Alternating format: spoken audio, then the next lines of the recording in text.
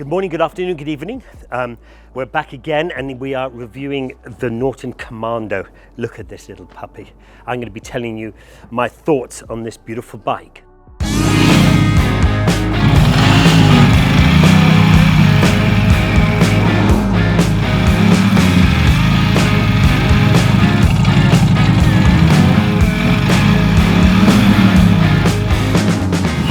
So just in case anybody is wondering, did I get into a bar fight? I did not, sadly. It's just a Stye in the eye. Anyway, so there it is. Pretty gruesome, isn't it?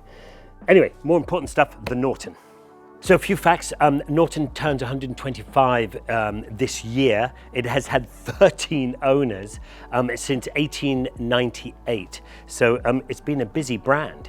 So the new owners, TVS, have invested £74 million to date, and they have invested that money quite wisely. They are honouring a lot of the bikes that were ordered or half built from the previous owners, and they have rebuilt this bike, and they've done quite a lot of changes. 1/3 of the bike has been changed, so lots of stuff inside the engine, all sorts of stuff that they've redone. They've remade the frame of the bike, and also have moved the engine a little bit to make it a little bit of a better ride. So they've done lots of stuff that you wouldn't necessarily see from the outside.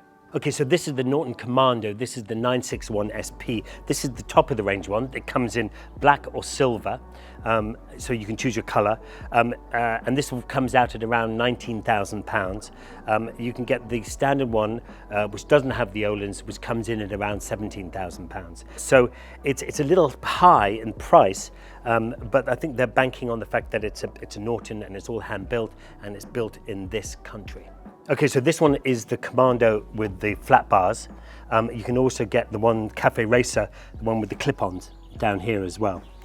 I have been lucky enough to ride both, and I kind of prefer the flat bars as to I don't know if that's my age or my wrists, or I broke my wrist and smashed it all to pieces, and I probably like this a bit better because of the injuries. But obviously it is totally your preference. Okay, this is the 961 engine. It's air and oil cooled, and it produces around 77 brake horsepower. So it's about 230 kilos with a full tank, and that will take you about 130 miles. Right, so this had so many changes, I cannot remember the changes, so I'm going to read them out of here. I know it's cheating, and you can say whatever you want about me, but anyway, but here it is. It's all made in Solihull. It's had 1/3 of the engine parts have been changed since the new owners have taken it over. So under the hood, it includes gear selector, fuel tank, camshafts, crankcase, even new frame with engine counter-levered forward to allow better weight distribution. And loads of other stuff that, because I'm really dyslexic, I can't read. So, but anyway, trust me, it really handles nicely. And I'll talk about what it feels like in a moment. The electrics are very simple. They just have ABS. They want it to really feel like that you're riding a heritage bike, and that's what this kind of bike really does feel and look like. And when you're on the open road, it really does feel like that. The engine has this lovely kind of sort of thumpiness to it.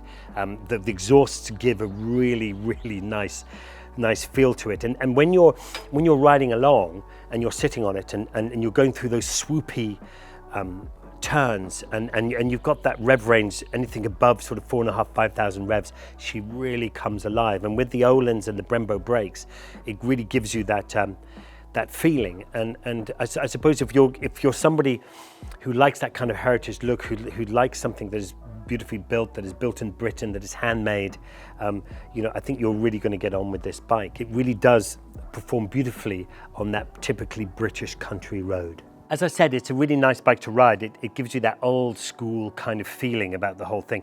And it is very simple. They haven't gone crazy on the electrics. And what it does mean, and what Norton do say, is that it makes this bike very easy to be able to customize and make your own. I particularly like, I have to say, the look of the petrol tank, and all the way through to the back here with the scoop in the back light, in the back brake light. I think it's a very elegant, very nice looking bike.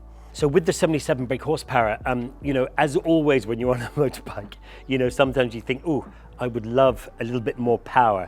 And I think sometimes You know, sometimes you would, I would like a little bit more power with this, but then at the same time, you know, what it does is it makes you ride the bike. It makes you, if you want to get through the corners nice and fast, you've got to work with the bike, and sometimes that's a really nice feeling. The only thing I would say, and this is a tiny thought, the only thing I would say is with the pegs, I would prefer to see it's sprung loaded, so that this comes down, because occasionally it's flicked up, and then as I've pulled off, I've had to try and get it to go down again. That would be my only criticism. So Norton, put a spring in it. So there you go, you have the Norton Commando. Now, I'm really, really pleased that they're producing motorcycles again. It's such an iconic brand. And fair play to them for coming into the market, taking on, you know, a business that had lots and lots of problems. And so I take my hat off to them, I salute them. From what I hear, they're going to be doing some great stuff. They've got the V4 sports bike coming as well. I've ridden that, that's epic.